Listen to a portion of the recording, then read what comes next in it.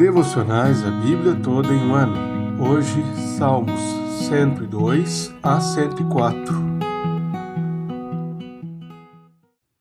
O Salmo 102 muda a temática desta sessão, pois se trata de uma oração do aflito. Após muitos cânticos de louvor à realeza de Deus e seu domínio sobre a terra, o salmista agora, aflito, busca ao Senhor. Ele começa dizendo: "Ouve, Senhor, a minha súplica, e cheguem a ti os meus clamores." O motivo desse clamor é por conta da sua miséria, porque os seus dias desaparecem como fumaça e os seus ossos queimam como se estivessem no fogo. No verso 11, ele afirma que assim como a sombra declina, assim são os seus dias. Ele vai secando como a relva. Os versos 12 e 17, porém, trazem uma esperança. Em contraste com o salmista, o Senhor permanece para sempre em memória do nome do Senhor, de geração em geração. O tema das nações voltam novamente para os Salmos nos versos 15 e 17. Todas as nações temerão o nome do Senhor, e todos os reis da terra temerão a sua glória. Isso acontecerá quando o Senhor reconstruir Sião e se manifestar na sua glória, quando atender a oração do desamparado e não desprezar as suas preces. Este contraste é reformado na conclusão do Salmo. Em tempos remotos lançaste os fundamentos da terra, e os céus são obra das suas mãos. Eles perecerão, mas tu permaneces. Todos eles envelhecerão como veste, como roupas mudarás, e serão mudados. Tu, porém, és sempre o mesmo, e os teus anos jamais terão fim.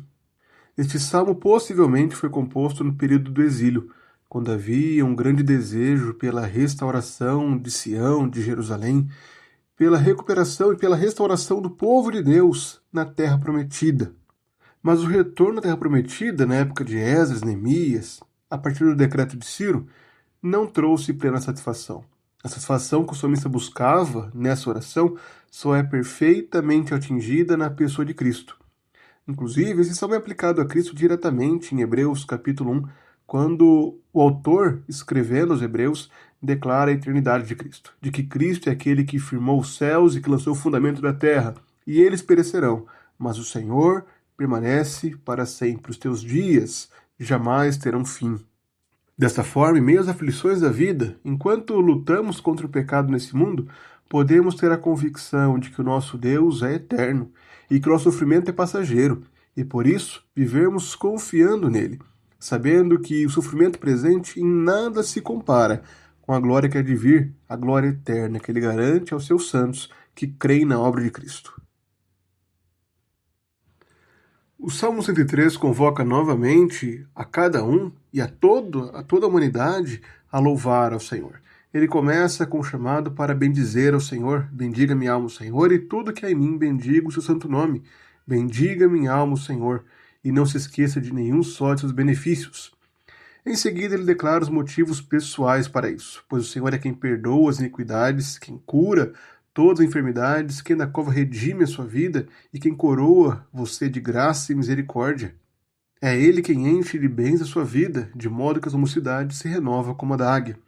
Então, dos versos 6 até o versículo 16, o salmista expressa a certeza da graça do Senhor para todo o povo de Israel. O Senhor faz justiça, ele julga todos os oprimidos, ele manifestou seus caminhos a Moisés, o Senhor é compassivo e bondoso, tardio em irar-se, rico em bondade. O Senhor é como um pai que se compadece de seus filhos. Os versículos 15 e 16 fazem um contraste, mostrando a condição do homem. O homem é passageiro, os seus dias são como a relva, como a flor do campo, assim ele floresce, mas soprando nela o vento desaparece. Mas o Senhor tem a sua misericórdia eterna. A sua misericórdia é de eternidade a eternidade sobre os que o temem.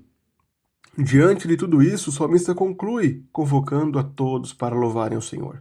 Bendiga o Senhor os seus anjos, bendiga o Senhor todos os seus exércitos, bendiga o Senhor todas as suas obras, em todos os lugares do seu domínio. Bendiga minha alma o Senhor. Todos os benefícios que o salmista expressa neste salmo são claramente vistos em Cristo. Cristo nos concede benefícios pessoais. Ele é quem nos perdoa, quem nos sara, quem nos traz novidade de vida. Ao mesmo tempo, os benefícios de Cristo para a sua igreja também são marcantes. Cristo é compassivo e misericordioso com o seu povo. É ele quem sustenta com misericórdia o seu povo. Além disso, em Cristo, a misericórdia eterna de Deus é claramente contemplada. Deus perdoa de forma definitiva os pecados do seu povo. Ele traz pleno perdão e segurança para o seu povo. Diante disso, o nosso coração deve reconhecer os benefícios do Senhor e bendizê-lo com todo o nosso ser. O Salmo 104 declara a soberania de Deus por meio dos seus decretos. Por mais que nem soberania e nem decreto ou decretos sejam mencionados nos Salmos, esse é o tema que é visível em todo o Salmo. Inicialmente, o salmista declara um novo chamado para bendizer ao Senhor, por conta da sua criação. Deus criou o mundo. Deus é o Criador que sustenta todas as coisas. Foi Ele que lançou os fundamentos da terra para que ela não se abale em tempo nenhum. Os montes se elevaram, os vales desceram, cada um deles assumindo o local que Deus havia preparado. Foi o Senhor quem colocou as divisas das águas para que elas não ultrapassem e para que assim não voltem a cobrir a terra. Deus é o grande Criador. Mas além disso, Ele também é o Deus da providência, o Deus que sustenta a criação realizada pela sua palavra. É o Senhor quem faz com que as fontes no vale se abram, e assim as águas correm, e ela dão de beber a todos os animais do campo. O Senhor faz descer o orvalho que rega os montes, e assim a terra se farta do fruto das obras do Senhor. O Senhor sacia as árvores, ali os pássaros fazem os seus ninhos. O Senhor fez a lua para marcar o tempo, e o sol conhece a hora de se pôr. A noite surge justamente para que os leõezinhos rujam pela presa e busquem de Deus o seu sustento. Diante de tudo isso, nós devemos ter a mesma reação que o salmista. Que variedade, Senhor, nas tuas obras! Fizeste todas elas com sabedoria. A terra está cheia das tuas riquezas. Além disso, como ele declara, todos esperam do Senhor que lhes dê de comer a seu tempo. Se o Senhor dá, eles recolhem e se fartam. Se o Senhor esconde o rosto, eles se perturbam, e se o Senhor lhe corta a respiração, eles morrem e voltam ao pó. Portanto, que a glória do Senhor dure para sempre. Exulte o Senhor por suas obras. Assim como o salmista, nós declaramos que Deus executa os decretos nas obras da criação e da providência. E essas duas obras são claramente apontadas para Cristo. Cristo é tanto o agente da criação, como João declara no começo do seu evangelho. Todas as coisas foram feitas por ele, e sem ele nada do que foi feito se fez.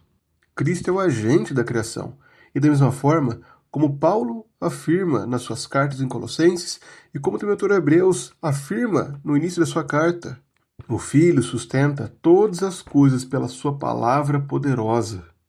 Portanto, ao contemplar a obra de Cristo na criação e na providência, somos convocados para cantarmos ao Senhor, para bendizermos ao nosso Salvador e assim tornarmos o seu nome conhecido em toda a terra.